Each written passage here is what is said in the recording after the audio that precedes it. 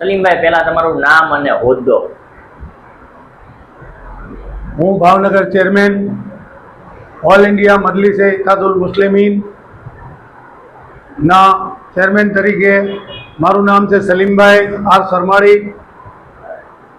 આજે ભાવનગરની અંદર સૌજન્યની ભાવનગર મહાનગરપાલિકાની જે ચૂંટણી આવી રહી છે તેમાં ઓલ ઇન્ડિયા મજલિસે ઇત્તહાદુલ મુસ્લિમીને પોતાના કેન્ડિડેટ ઉતારવાનું નક્કી કરેલ છે, જે અમારા ગુજરાત પ્રદેશ અધ્યક્ષ જનાબ સાબિરભાઈ કાબલીવાળાએ ના આદેશ અનુસાર ભાવનગરની અંદર બને તેટલા વધારે કેન્ડિડેટ ઉતારી અને સ્થાનિક ચૂંટણીઓ લડી અને પાર્ટી બેઝ ઉપર તમામ લોકોના કામ થાય, મઝલૂમોની આવાજ બને, મુસ્લિમોની આવાજ બને, ઓબીસીની આવાજ બને, જે કચડાઈ ગયેલા છે એની પણ આવાજ બને. એ માટે થઈને આજે ઓલ ઇન્ડિયા મજલિસે ઇત્તહાદુલ મુસ્લિમીન એટલે કે MIM આજે પાર્ટી ભાવનગરમાં જંપ લાવવાની છે. સલીમભાઈ, મુસ્લિમો માટે આવનાર સમયમાં તમે શું કામ કરશો અને ગત સમયમાં તમે શું કઈ કામગીરી કરીને બતાવી ભાવનગરની અંદર આજે UCC નો જે વિરોધ નાના નાના સંગઠનો કરી રહ્યા છે, જો એ પાર્ટી બેઝ ઉપર મુદ્દો મોટો બને તો ઇન્શાલ્લાહ ઘણો ફેર પડે.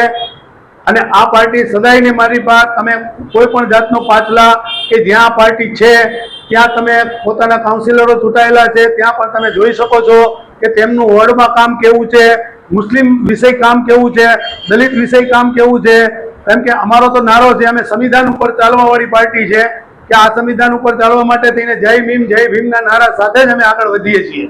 સલીમભાઈ, ઘણા લોકો એવો આક્ષેપો MIM ઉપર કરતા આવ્યા છે કે ભાજપની બી ટીમ છે ને આ છે ને તે છે ને, એના વિશે તમારું શું કહેવું છે? ઘણા સમય પહેલા જ્યારે ભાજપ સત્તામાં નહોતી ત્યારે ભાજપને સત્તામાં બેસાડવા માટે કોંગ્રેસના ઘણા નેતાઓ બીજેપીની સાથે મળી અને પ્રથમ તબક્કામાં નરેન્દ્રભાઈ મોદીને ચીફ મિનિસ્ટર બનાવ્યા હતા. તે પછીની માલિકા આપ જોઈ શકો છો કે જ્યારે જ્યારે બીજી કોઈ પાર્ટીના વિધાયકો જીતે છે તો કાંઈ પણ વસ્તુના લઈ અને બીજેપીની અંદર જ જોઈન્ટ થાય છે, બીજી કોઈ પાર્ટીની અંદર જોઈન્ટ થતા નથી કે વફાદારી પાર્ટીની અંદર કરતા નથી. બીજાના મત લઈ અને પોતે જીતે અને બીજી પાર્ટીને સાથે જોઈન્ટ થઈ જાય, એવા તો MIM ના એક પણ કાર્યકર્તા નાનાથી લઈ અને મોટા વિધાયક સુધી એવો કોઈ પણ બનાવ અમારી પાર્ટીમાં છે નહીં. સલીમભાઈ, અત્યારે ઘણી બધી મુંબઈના મુંબરા છે, પછી હૈદરાબાદ છે, મહારાષ્ટ્રની અંદર ઘણી બધી જગ્યાએ જે કોંગ્રેસ પાર્ટી ભાજપ પાર્ટીને પછાડીને MIM ઘણી જગ્યાએ આગળ આવી છે, તો એની પાછળના શું એના એવા કાર્યો છે જેથી કરીને સતત આગળ વધી રહી છે? અલ્હમ્દુલિલ્લાહ, જે મહારાષ્ટ્રની ચૂંટણીની વાત કરીએ આપણે તો મહારાષ્ટ્રની અંદર એક એવો પ્રભાવ પડ્યો છે કે આ લોકો કામ કરશે અને ઓલા લોકોએ કોઈ કામ કર્યું નથી, એટલે એટલા બધા લોકો ત્રાહીહીન થઈ ગયા હતા કોંગ્રેસ પાર્ટીથી અને અન્ય બીજી પાર્ટીઓથી. એટલે MIM ને સિમ્બોલ ઉપર લડી અને માણસોએ લગભગ મારા માનવા પ્રમાણે 135 સીટ ત્યાં જીતી અને MIM પાર્ટીને બહુમતી અપાવી છે. વધારેમાં વધારે સીટ ત્યાં જીત્યા છીએ અને અલ્હમ્દુલિલ્લાહ ત્યાંની પ્રજાનો પણ શુક્રગુજાર છે અને ત્યાં જે જીતેલા છે એ પણ અત્યારે કામ પરફેક્ટ કરે છે. ત્યાં અમારે એક નાની એવી 23 વર્ષની બાળા જેને કહેવામાં આવે કે સના શેખ, એ ત્યાંના એક મેયરને હરવીને અને પોતે જીત્યા છે અને એનો વિડીયો પણ અલ્હમ્દુલિલ્લાહ એટલો બધો માણસોએ વાયરલ કર્યો છે કે આવતા સમયની માલિકા એનો હોસલો બુલંદ થશે અને ભાવનગરની જનતાનો પણ હોસલો બુલંદ થશે અને ભાવનગરમાં પણ અમે લડશું તો ઇન્શાઅલ્લાહ જીતીને બતાવશું. સલીમભાઈ, આજ સુધી ભાવનગરની અંદર મુસ્લિમ એરિયાની જો વાત કરવામાં આવે તો કંઈક ને કંઈક એમની સાથે અન્યાય થતો આવ્યો છે. રોડના પ્રશ્નો હોય, ગટરના પ્રશ્નો હોય, ચૂંટણી પછી લોકો છે એ બધા મહાનગરપાલિકાના ચક્કરો ફેરવતા હોય છે, તો આવનાર સમયમાં તમે મુસ્લિમ સમાજના એરિયાઓમાં કઈ બદલાવ લાવશો ખરા? ઘણો બદલાવ આવશે, ઘણો ફેરફાર આવશે.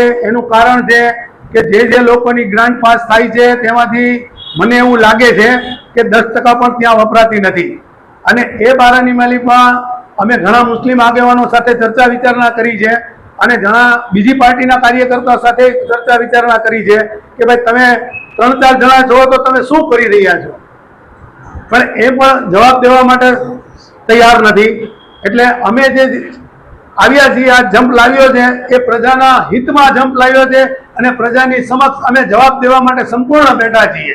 અને અમે દબાયેલા કૂતરેલા ઓબીસી વર્ગ, મુસ્લિમ વર્ગ માટે જ અમે બેઠા છીએ કે જે કોઈ એવો અન્યાયના પ્રભાન થાય છે તો એ અન્યાય સામે લડવા માટે અમારી ટીમે ભાવનગરમાં ચૂંટણી લડવાની ઈચ્છા ધરાવી છે. સલીમભાઈ, હંમેશા મુસ્લિમ સમાજના એરિયાઓમાં ચૂંટણી વખતે એક મોટી મોટી જેને કહેવાય કે વાતો કરવામાં આવે છે, પછી કોઈ કઈ દેખાતું નથી, પછી જે લોકો છે એને કોઈ ન્યાય નથી મળતો. તો આવનાર સમયમાં MIM મુસ્લિમો માટે શું કરશે?